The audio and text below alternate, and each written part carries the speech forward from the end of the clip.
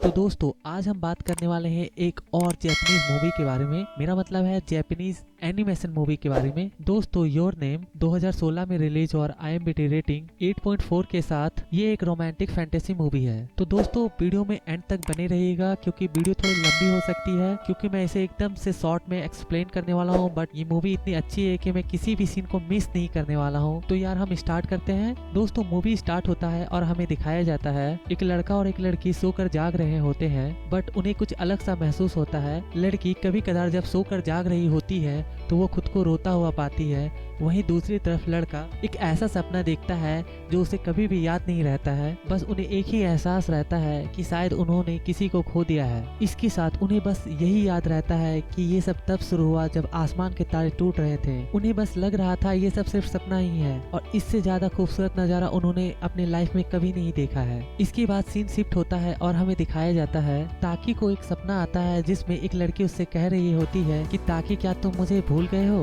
तभी उसकी नींद खुल जाती है और वो काफी ज्यादा हैरान हो जाता है अपने बॉडी में हुए बदलाव को देखकर। एक्चुअली में इस वक्त ताकि और मित्सुहा आपस में बॉडी बदल चुके हुए होते हैं, जिसकी वजह से उन्हें फिजिकली काफी ज्यादा अजीब सा महसूस होता है। इसके बाद सीन शिफ्ट होता है और हमें दिखाया जाता है जहाँ मित्सुहा खाने के टेबल पर होती है, जहाँ एक न्यूज चल रहा होता है कि 1200 साल में एक बार दिखाई देने वाला एक उल्का पिंड जो इस महीने पृथ्वी के काफी करीब से गुजरने वाला है, जिसे नंगी आंखों से भी देखा जा सकता है। इसके बाद हमें दिखाया जाता है कि मित्सुहा तैयार होकर अपने स्कूल को जा रही होती है, जहाँ रास्ते में उसके फ्रेंड उससे ये पूछते हैं कि क्या तुम्हारी तबीयत अब पहले से ठीक है। जिस पर मित्सुहा बड़ी हैरानी से कहती है कि मुझे क्या हुआ है, जिस पर उसके फ्रेंड बताते हैं कि कल तुम कुछ अजीब सा व्यवहार कर रही थी। इसके बाद सीन शिफ्ट होता है और हमें दिखाया जाता है मित्सुहा के पापा जो कि आने वाले प्रेसिडेंट के चुनाव के लिए प्रचार कर रहे होते हैं। इसके बाद सीन शिफ्ट होता है और हमें दिखाया जाता है मित्सुहा को अपने नोटबुक में हु आर यू लिखा हुआ मिलता है। तभी अचानक मित्सुहा की टीचर उसे आवाज देती है, जिसके बाद मित्सुहा हड़बड़ाहट में खड़ी होती है, जिस पर उसकी टीचर ये कहती है कि शुक्र है तुम्हें अपना नाम तो आज याद है। जिसके बाद पूरा क्लास उस पर हंसने लगता है। इसके बाद सीन शिफ्ट होता है और हमें दिखाया जाता है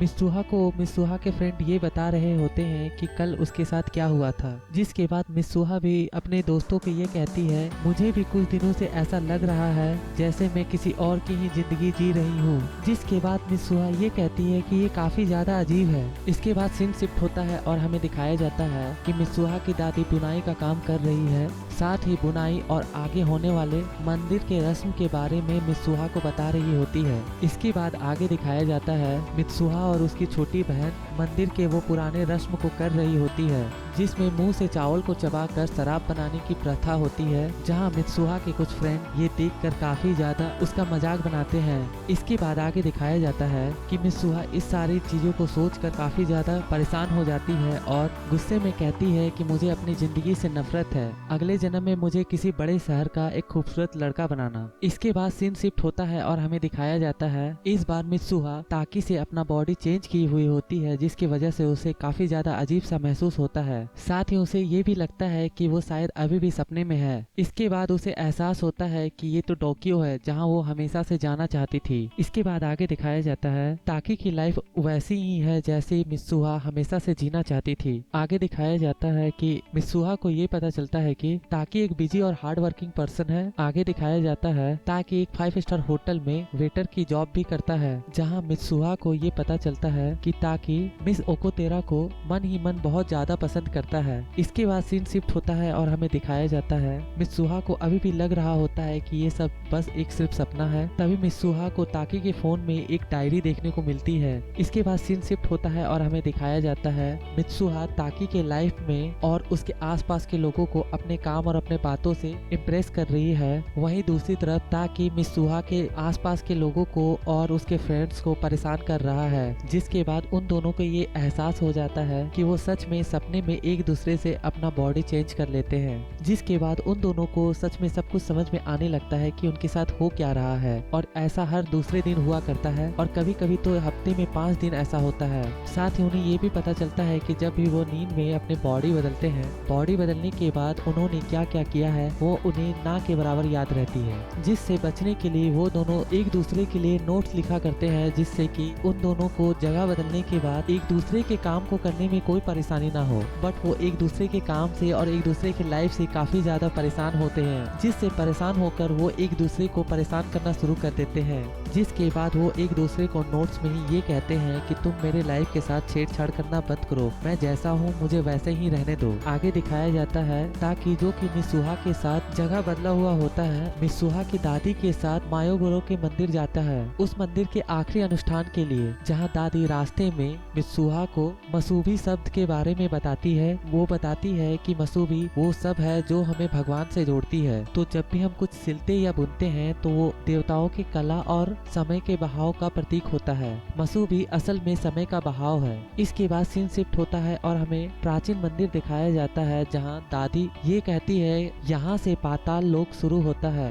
तुम्हें अपनी दुनिया में लौटने के लिए तुम्हें वो सब पीछे छोड़ना होगा जिसके लिए तुमने बहुत ज्यादा मेहनत की है। इसके बाद दादी उसे कुचिकामी साके देती है, जो कि ये मंदिर में हुए अनुष्ठान में बनाया गया शराब होता है, जिसे भगवान को समर्पित करने के लिए कहती है, और साथ ही ये कहती है कि ये एक तरह से तुम्हारा आधा हिस्सा है। इसके आगे दिखाया जाता है मित्सुहा ताकी के लिए एक डेट ओकुसुरा के साथ फिक्स कर देती है, जिसके बारे में सोचकर वह खुद भी रोती है। आगे दिखाया जाता है शाम होने के बाद ओकुदोरा ताकी से ये कहती है कि मुझे पता है कि तुम मुझे पहले से ही पसंद करते थे, पर अब मुझे लगने लगा है कि तुम्हें कोई और ही पसंद आ गया है, और ऐसा कहकर वो वहाँ से चली जाती है। इसके बाद आगे दिखाया जाता है ताकि अपने फोन के डायरी में नोट्स पढ़ रहा होता है, जिसमें मिस सुहा ने लिखा होता है कि जब तक तुम्हारी डेट खत्म होगी उल्कापिंड गिरने का वक्त हो चुका होगा। जिसके बाद ताकि मिस सुहा को फोन लगाने की कोशिश करता है। इसके बाद सीन शिफ्ट होता है और हमें दिखाया जाता है कि मिस सुहा गांव में होने वाले फेस्टिवल में जाती है, जहां उसके फ्रेंड उसे देखकर काफी ज्यादा हैरान हो जाते हैं, क्योंकि मिस सुहा ने अपने बाल काट लिए होते हैं। इसके बाद हमें आगे दिखाया जाता है वो समय जब उल्कापिंड गिर रहा होता है, तभी उल्कापिंड से गिरता हुआ एक टुकड़ा जमीन की तरफ गिरता हुआ दिखाया जाता है। इसके बाद हमें आगे दिखाया जाता है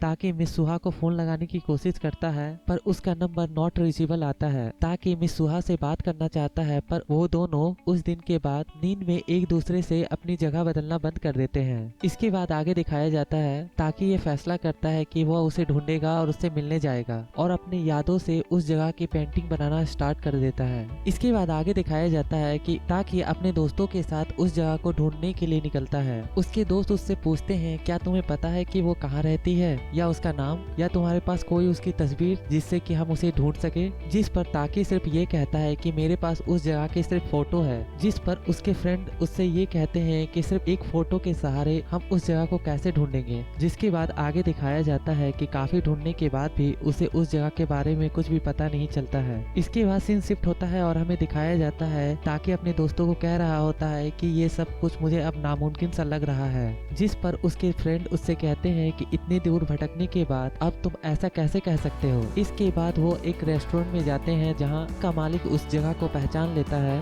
जहां उसे पता चलता है कि ये इतोमोरी शहर की तस्वीर है। जिसके बाद सीन शिफ्ट होता है और हमें दिखाया जाता है वो जगह, वो इतोमोरी शहर जो अब पूरी तरह से बर्बाद हो चुका है। जिस पर उसके फ्रेंड उससे ये कहते हैं कि हो सकता है तुम्हें कोई गलत फहमी हुई होगी। क्या तुम्हें याद है 3 साल पहले की वो घटना जिसमें लाखों लोग मारे गए थे। ताकि का फ्रेंड 3 साल पहले हुए उस घटना के बारे में बात कर रहा होता है, जब पृथ्वी से उल्कापिंड का एक टुकड़ा आकर टकराया था।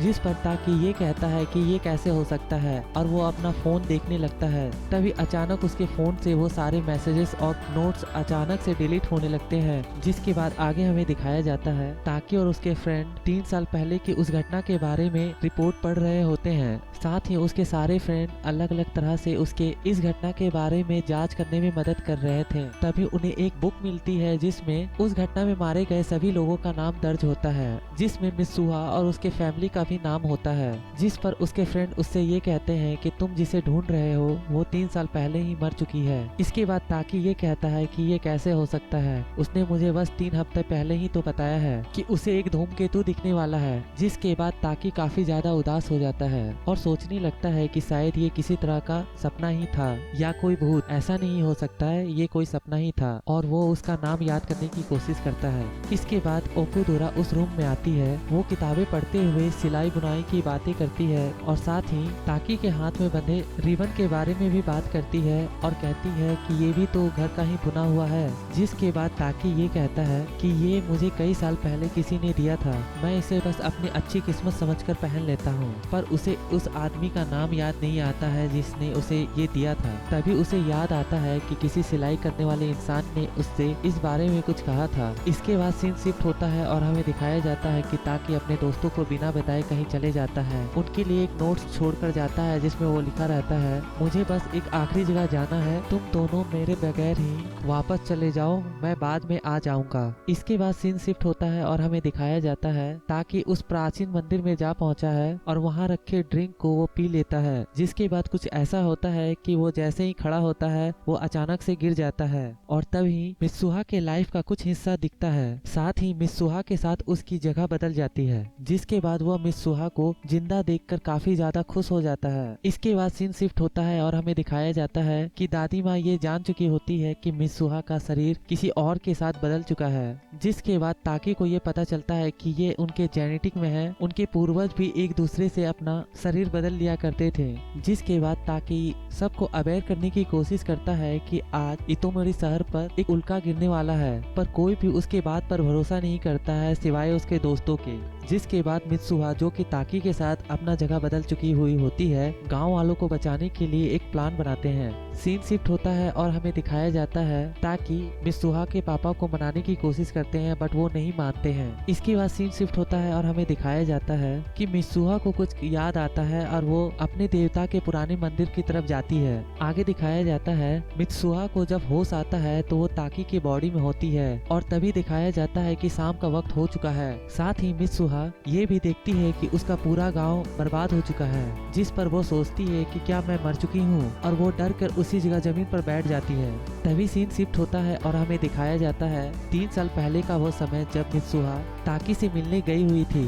वो रास्ते में ये सोचती है कि कहीं मैं अचानक से जाकर उसे नाराज तो नहीं कर दूंगी। तभी अचानक मित्सुहा ट्रेन में ताकी से मिलती है, पर ताकी को अभी तक इस बात का कोई एहसास नहीं होता है और साथ ही वो उसे पहचानने से भी इनकार कर देता है। इसके बाद हमें दिखाया जाता है कि ताकी को ये समझ में आ चुका होता है कि 3 साल पहले मित्सुहा मुझसे मिलने आई थी। तभी उसके बालों की रिबन रेलवे स्टेशन पे गिर गई थी और तब से आज तक ताकी ने उस रिबन को अपने कलाई में बांध रखा था। तभी सीन शिफ्ट होता है और हमें दिखाया जाता है ताकी और मित्सुहा एक ही जगह पर पहुंच जाते हैं, पर अलग अलग वक्त में होने की वजह से वो एक दूसरे को देख नहीं पाते हैं, बस एक दूसरे की आवाज उन्हें सुनाई देती है। तभी दिखाया जाता है कि सूरज डूब रहा है और दोनों एक दूसरे के आमने सामने खड़े हैं। इसके बाद दिखाया जाता है मित्सुहा ताकी को देखकर काफी ज्यादा खुश हो जाती है और कहती है कि तुम सच में यहाँ हो। जिस पर ताकी ये कहता है कि ये बहुत ज्यादा मुश्किल था क्योंकि तुम काफी दूर चली गई थी। जिसके बाद मित्सुहा ताकी से ये पूछती है कैसे, मैं तो मर चुकी थी ना। जिस पर ताकी ये कहता है मैंने तुम्हारा रखा हुआ कुचिका में साके पी गया। इसके बाद वो उसके रिबन को उसे देते हुए कहता है तुम मुझसे मिलने तब आई थी जब मैं तुम्हें जानता भी नहीं था, तो मैं तुम्हें कैसे पहचानता। ये कहते हुए वो उसका रिबन उसे लौटा देता है। इसके बाद आगे दिखाया जाता है ताकि ये कहता है कि इससे पहले हम एक दूसरे का नाम भूल जाएं, एक दूसरे के हाथ में नाम लिख देते हैं और तभी सूरज पूरी तरह से डूब जाता है और वो लोग अचानक से एक दूसरे से दूर हो जाते हैं। जिसके बाद मित्सुहा और ताकी एक दूसरे का नाम याद रखने की काफी कोशिश करते हैं, पर जैसे जैसे वक्त गुजरता है वो एक दूसरे का नाम भूलते जाते हैं। सीन शिफ्ट होता है और हमें दिखाया जाता है कि गांव के सारे लोग शाम में होने वाले फेस्टिवल के लिए एक जगह इकट्ठा हो रहे हैं। वहीं दूसरी तरफ मित्सुहा और उसके फ्रेंड यहाँ से दूर चले जाने की बातें कह रहे होते हैं, पर कोई भी उनकी बातों पर ध्यान नहीं देता है। जिसके बाद वो अपने प्लान के हिसाब से चलते हैं। उनका प्लान ये होता है कि वो गांव के पावर हाउस को बम से उड़ा देंगे। जिसके बाद उसकी एक फ्रेंड गांव के वायरलेस से लोगों को ये झूठी खबर देगी कि जंगल में आग लगने की वजह से अब गांव सुरक्षित नहीं है, उन्हें गांव से दूर चले जाना चाहिए ताकि गांव के सारे लोग उल्का पिंड गिरने वाली जगह से दूर हो जाएं। जिसके बाद वो ऐसा करते भी हैं, पर मित्सुहा के पापा ये सारी चीजों को बीच में ही रोक देते हैं। तभी दिखाया जाता है कि उल्का पिंड का एक टुकड़ा जमीन की तरफ आ रहा होता है। तभी सीन शिफ्ट होता है और हमें दिखाया जाता है मित्सुहा भागते भागते गिर जाती है। उसका ध्यान अपनी हथेली पे जाता है जहां आई लव यू लिखा रहता है। जिस पर वो हंसते हुए कहती है कि पागल, मुझे ये पता है पर इससे तुम्हारा नाम मुझे याद नहीं आने वाला है। इसके बाद मित्सुहा भागते हुए अपने पिता के पास जा पहुँचती है। तभी सीन शिफ्ट होता है और हमें दिखाया जाता है उल्का पिंड जमीन की तरफ गिर रहा होता है जिसे ताकी देख रहा होता है और उल्का पिंड इतोमोरी शहर से जा टकराता है और पूरा का पूरा शहर बर्बाद हो जाता है। इसके बाद और एक बार सीन शिफ्ट होता है और हमें दिखाया जाता है ताकि की नींद बर्बाद हो चुके इतोमोरी शहर के पास खुलती है, जिसके बाद ताकि ये सोचता है कि मैं यहाँ क्या कर रहा हूँ। सीन एक बार और शिफ्ट होता है और हमें दिखाया जाता है ताकि थोड़ा और बड़ा हो गया है और ट्रेन में सफर कर रहा होता है। तभी उसकी नजर प्लेटफॉर्म पर किसी पे पड़ती है और वह उसे खोजने की कोशिश करता है। इसके बाद दिखाया जाता है कि 5 साल गुजर चुका होता है और ओकुतोरा ताकि से मिलने आती है, जिसके बाद वो बातें करते हैं कि किस तरह ताकि उस उल्कापिंड वाली घटना से इतना ज्यादा प्रभावित हुआ था कि बस उसी के बारे में बातें कर रहा था। साथ ही हमें दिखाया जाता है उल्कापिंड की घटना की वजह से ओकुतोरा शहर पूरी तरह से बर्बाद हो चुका होता है। पर कमाल की बात तो ये होती है कि उस शहर में किसी को कोई भी नुकसान नहीं होता है, सारे लोग जिंदा बच जाते हैं। साथ ही ताकि ये भी बताता है कि उस वक्त उस खबर में काफी डूब सा गया था, पर आज उसे वो सब कुछ भी याद नहीं है। इसके बाद ओकुतोरा ये कहते हुए वहाँ से चली जाती है कि एक दिन तुम्हें तुम्हारे हिस्से की खुशी जरूर मिलेगी। इसके बाद सीन शिफ्ट होता है और हमें दिखाया जाता है कि ताकि अपने काम से घर लौट रहा होता है, तभी उसे कुछ एहसास होता है। वो जाते जाते रुक जाता है, पर कुछ सोचकर वो फिर से आगे बढ़ जाता है। यहाँ पर मित्सुहा उसके बगल से ही गुजर रही होती है, जिसका सिर्फ उसे एहसास होता है, जिसकी वजह से वो रुकता है। सीन एक आखिरी बार शिफ्ट होता है और हमें दिखाया जाता है मित्सुहा और ताकि दोनों ही ट्रेन में सफर कर रहे होते हैं और दोनों एक दूसरे को खिड़की से देखकर काफी हैरान हो जाते हैं। इसके बाद वो ट्रेन से उतरकर एक दूसरे को काफी खोजने की कोशिश करते हैं, पर वो एक दूसरे को नहीं मिलते हैं। जिसके बाद वो दोनों अपने अपने घर जा रहे होते हैं, तभी रास्ते में सीढ़ियों के पास वो एक दूसरे से मिलते हैं और इस बार वो एक दूसरे को पहचान लेते हैं, पर उन्हें एक दूसरे का नाम पता नहीं होता है, जिस पर वो एक दूसरे का नाम पूछते हैं और मूवी का एंड हो जाता है। दोस्तों, अगर वीडियो पसंद आया हो तो लाइक करें, कमेंट करें और शेयर करें। अभी के लिए बस इतना ही, मिलते हैं अगले वीडियो में।